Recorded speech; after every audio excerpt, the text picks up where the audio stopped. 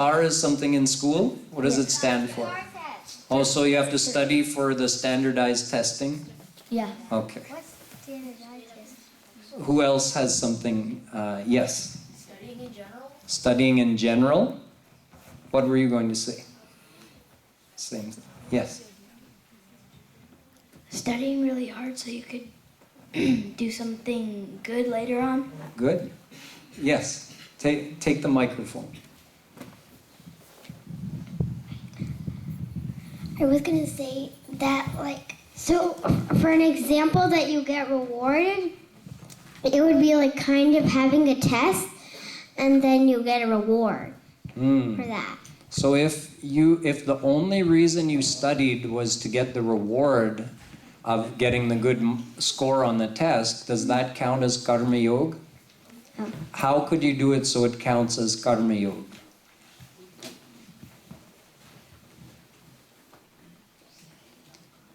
See, Krishna or God has designed everybody's duties. So he has told us in the Vedas that people of your age, you have to study and get an education. So since he has designed our duty, don't you think it would please him if we actually perform those duties to the best of our ability? So then you could study for that test because you're thinking, Krishna has designed this duty for me, that at this age I'm supposed to study and get an education. So I want to study my hardest so that I can please Krishna. Then if you do that, you will likely get a good result on the test. There's no guarantee. Sometimes you might not, but at least you tried your hardest, and while you were trying, your mind was in God. You were doing it for God. That is karma yoga. So he actually says, karmanyevadhikaraste ma phaleshu kadachana ma karma phalaheturbhur ma te sangostva karmani. He says, do your duty, but don't be attached to the results. So to use this example, study hard so that you can please Krishna. But what if you get a good score on your test? Then should you be feeling like, oh yes, I'm something great? No, then it's not karma yoga. You should be feeling that I pleased Krishna by studying hard for this test. That's what I should be happy about. The good score came, okay. Or I tried my hardest, I studied hard and I didn't get a good score. Krishna says, don't be attached to that either. That, he says, you tried, you pleased me through your effort. Even if you didn't get a good score, just keep trying. All you can do is give your best effort. So the main thing is to give your best effort. The outcome, Krishna says, you can't control the outcome. What you can control is your effort. Who else has, yes, take the microphone. Doing your chores that your parents tell you to do. Excellent. So we understood about studying and education. Doing chores is also part of it. Part of your duty at your age, definitely. So this is also Krishna's design. Krishna has told us that kids have to help out in the family. They have to do some chores. They have to, well, as part of that, let's see if you come out with it on your own. What's another part of our duty? Yes? Seva. Seva, which means what in English? Service. So service to whom? God. And how would you serve God? By doing service like cleaning up or washing or anything. You thinking about in the temple? Is that what? Yeah. Or doing any work while thinking of God. Good. Then that's right. You can actually think of that as serving God if you're thinking of Him at the time you're doing that. You could think that your house belongs to God, so you're cleaning His house. Let's see. I'll come back to you, but did anyone else have their hand up? Yes. Oh, you come on forward. You can go first. Sorry, I don't know all of your names. The boy can go first.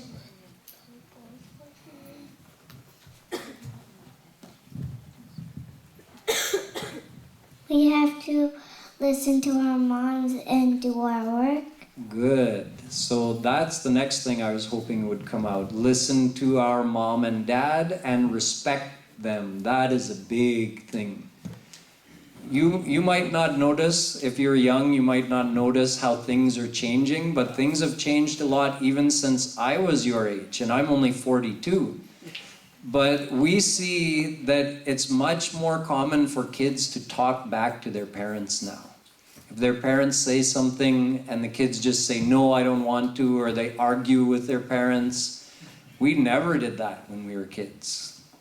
No way. I don't remember once in my life doing that. Not even once. And it's not that my dad never hit me. Not once in my whole life, but that it was part of the culture back in those days. Even here, I mean, that was in Canada, but people did not talk back to their parents. So that's actually part of dharma. It's part of our Hindu dharma especially. That if you want to please God, you have to respect your parents. What's that? And respect God? Definitely, yes. Go ahead. I have two, actually. One of them is to stay healthy, so whenever you grow up, if you hit your toe, you won't, break it. Okay. And also, go to sets. Okay, good. Actually, that is a big part of our dharma. Not only for young people, for any age, looking after our health. So to look after your health, what are some of the things you have to do? Eat healthy. What's that? Yes, stretch or exercise. So exercise, eat healthy. Yes. How though? You have to eat healthy, you have to exercise. Yes. Skin moisturizer. All right, that can be part of it for sure. What else? Yes. Don't make a fuss about. Don't make a fuss if you're. Don't make a fuss if your mom makes khichdi. Oh, good. Khichdi is a rice and dal cooked together, sometimes with vegetables too. Yes, take the mic. Take the mic. No, don't make jokes. It's not time for jokes. Tell me serious things. Haircuts? Well, I guess actually part of dharma is maintaining our neatness of our appearance. We don't have to be fashionable, but we should be clean and neat. So that's part of dharma, definitely. But I don't get haircuts. Sannyasi. Yes, and over here in the back we have a little girl who hasn't had a chance yet. Say it in the microphone. Drink water. Yes, very important to stay hydrated. Yeah. Brush your teeth. Yes, part of good hygiene and cleanliness, keeping your teeth clean. Yes. Donate to charity. Good, that's another part of dharma. Now as kids, you might not have much money to donate to charity, but sometimes you can make a sacrifice. The whole family can make a sacrifice that can free up some money that you can give to people. For instance, maybe as a family you do some things for entertainment, and then you decide, maybe you tell your parents, but don't you know there are people right here in Dallas who don't have enough food to eat? And we're spending money on these kind of entertainments that are just for fun. Why don't we use some of that money we have for entertainment, and why don't we give it to somebody who helps hungry people? So you could make a sacrifice even as a kid, knowing that that would help another person. So giving charity is important. You want to say something else? Yes, Anusha? Like when the teacher tells you rules, don't break them on purpose or. Good. Not only respecting your parents, but respecting your teachers at school and behaving according to the rules at school. So these are all things that will please God if we do them. Let's let this boy have a chance. He hasn't had a turn yet. You have your hand up also? Take a shower. Yes, that's definitely part of our duty, to clean our bodies. There's another mic over here. Can you pass it back to him? Yes. To follow the laws. Yes, the laws of the nation or the society. That's also dharma for everybody. Okay, we have two more and then we'll move on. You can go first. I was going to say law. Oh, good.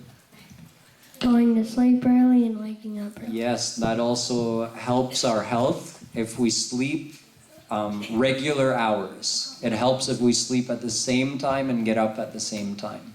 And come forward. Yeah.